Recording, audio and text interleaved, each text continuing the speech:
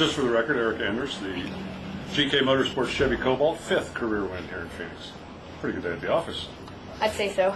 I mean, we came off a tough weekend in Pomona. We hurt one of our best motors out there, blew it up first round against Kurt, and that was an important round win for us to get momentum to start the season. But we put everything together. My guys are awesome, and we were able to come out here and run consistent, but we didn't run very well. We were right in the middle of the pack, and sometimes consistency pays off, I guess. Does it matter to you that you're the only female driver to win a major race today?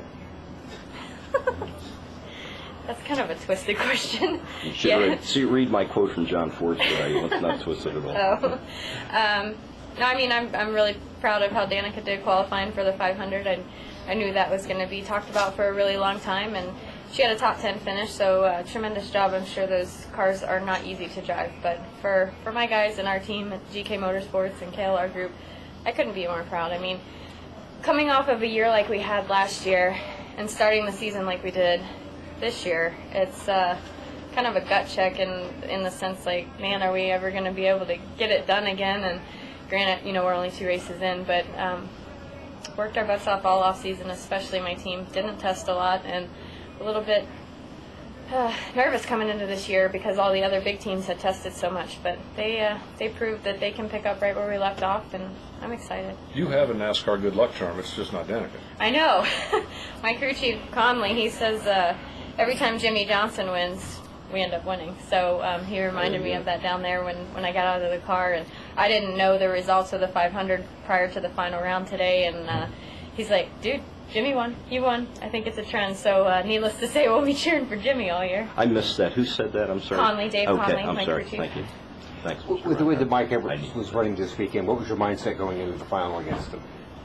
That we needed to get just pull out all stops. I mean, we went back to the trailer.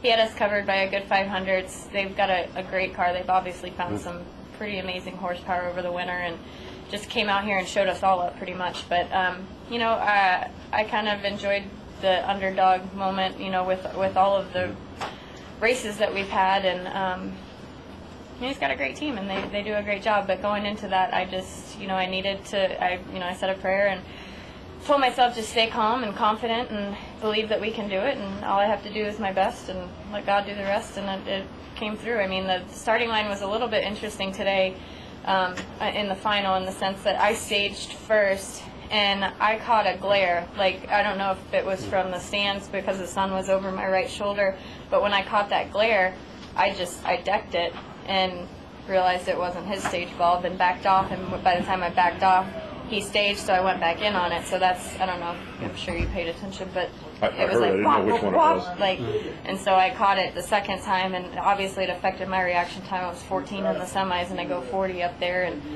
you know, we were able to get the win, and that's all that matters. And my team, I love them. Couldn't be more proud. 4 rounds to win one of these races. Did you count your whole shot wins today? No, I didn't. Count them. Huh. That's pretty cool. 3 out of 4 is not bad. I was gonna say, I'm trying to remember first round, but no. Yeah, that's pretty good. I'm excited. I told Vic last night. I called him. You know, going in, I said that I'm rambling, but I called him on the way to the hotel and said, you know, thanks for the opportunity. We've got a consistent car, but we're gonna have to drive our way to the winner's circle tomorrow. He's like, you can do it. We got the faith, all the faith in the world in you. The guys will give you as good a car as they can, and you just do the rest. And I told him I promised I would, and you know, we're hoping to debut the Chevy Camaro in Gainesville, so old Betsy's going to go out on a good note. I love that car, and I'm going to be sad to see her go because we've done so well together, and she's awesome. I'm going to keep her forever, though. She'll hang up in my shop. I think you should turn her into a super gas car. We could do that, or comp. Thank you, Eric. Congratulations. Thank you.